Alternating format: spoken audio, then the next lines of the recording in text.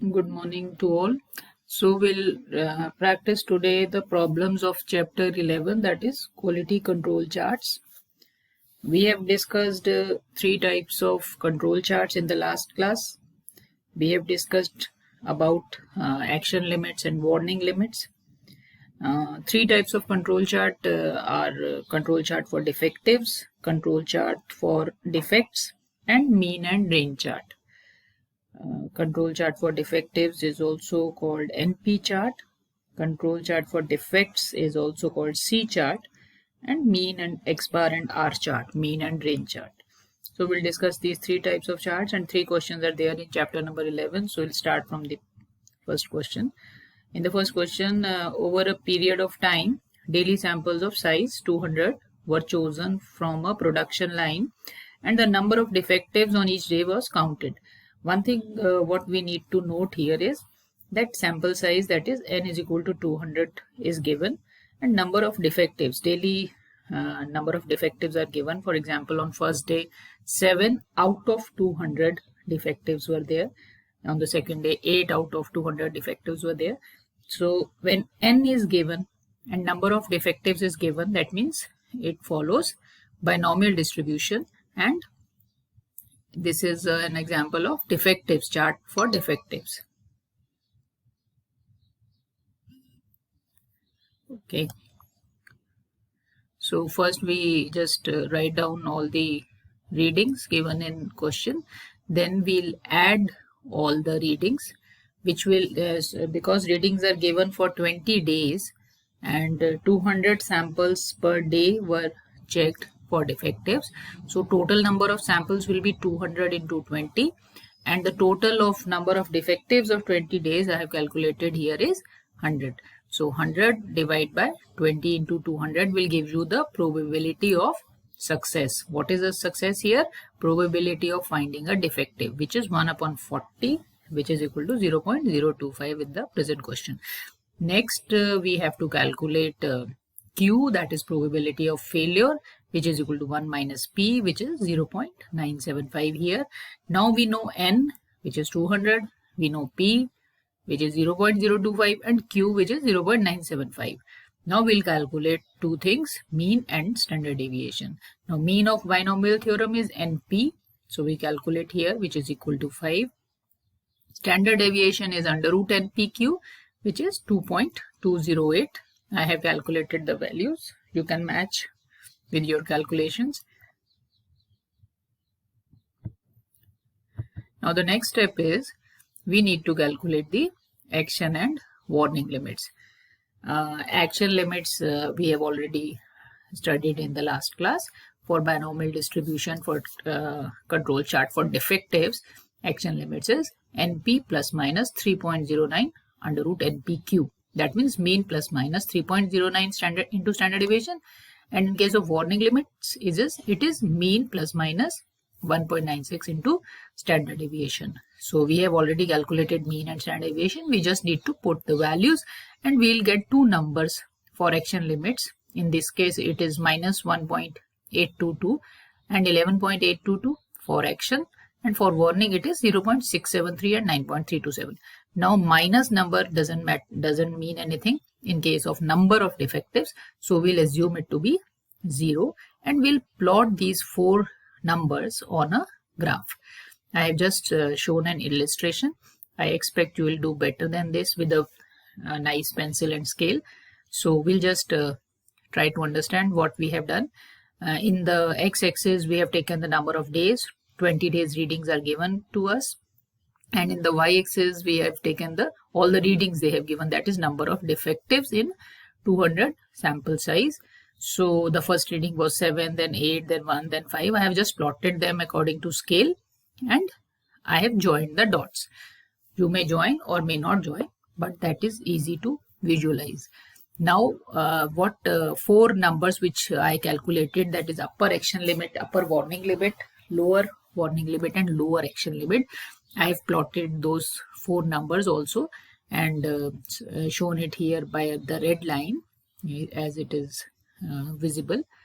Okay, now what is the observation, what is the conclusion which we are getting from this is, as already we have discussed in the last class, even 1 point outside action limit is considered, that means process is out of control, and other interpretations we have discussed. So the main conclusion we are getting here is that these two readings, 13 and 15, which is on 8th day and 17th day, I think, which is out of action limit.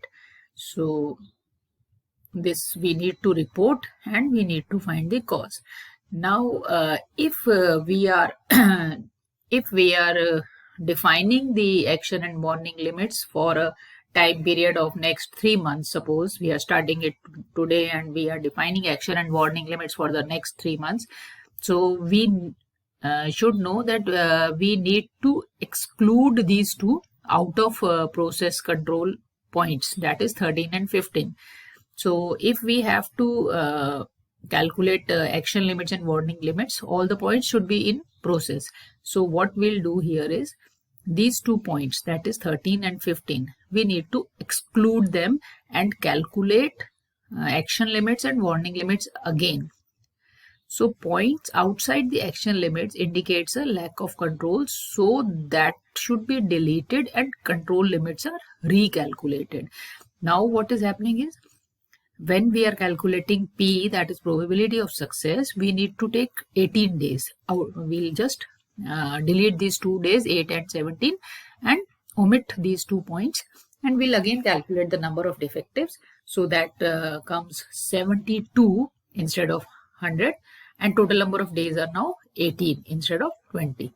So we'll conclude again, calculate again probability of success, then again Q, that is 1 minus P, then mean and standard deviation again we recalculate, which is here 4 and 1.98, and then again we'll calculate action limits and warning limits by using the same formula, mean plus minus 3.09 into standard deviation, and warning limits by mean plus minus 1.96 into standard deviation. So we get 4 numbers again, and then we have to plot the graph again and standardize the warning limits and action limits. So that is for your assignment, that plot the graph again with these warning limits and action limits. We can set for the future use also. Now we'll move on to second question, which is a manufacturer of woven cloth examines 100-meter lengths of cloth and counts the number of faults in each. A sample of results is given below. What we need to understand, what is the difference between here binomial and Poisson's, as we can say there is no n. In case of Poisson's distribution, it is a uniparametric distribution. So there is no n. We have just taken 100 meter of fabric pieces and calculate the number of defects. So for control chart of defects, which we also call C chart, we'll go with this calculation of Poisson's distribution, that mean we'll just calculate directly, and standard deviation is equal to under root of mean. So now in this case, you just first add the whole numbers, which is 77 in this case, and we'll calculate 8 readings are there. So we'll calculate the mean is 9.625 and standard deviation is under root of mean, which is 3.1, and we'll calculate the action limits and warning limits similarly, mean plus minus 3.09 into standard deviation and mean plus minus 1.96 into standard deviation, and we'll get 4 points. So in this case, I haven't drawn the chart. You need to draw the chart on your own, and first draw the mean line, then draw the 4 lines of action and warning limits, and then plot all the points, all the 8 points. Okay. Now moving on to third type of question, which is basically mean and range chart. Now in this case, samples of size 4 were taken on each of 10 days from a machine making sweater blanks, whose length should be 57 centimeter. Now in this case, population mean is given, that is 57 centimeter. So we will take that. If population mean is not given, we need to calculate the mean of all these readings. The following length measurements were obtained and sample size is given as 4. That means n is equal to 4. We are working for n is equal to 4. Now for the 10 days, lengths of blanks are given. For first day, they have taken 4 readings. For second day, they have taken 4 readings. Similarly, up to 10 days, readings are given.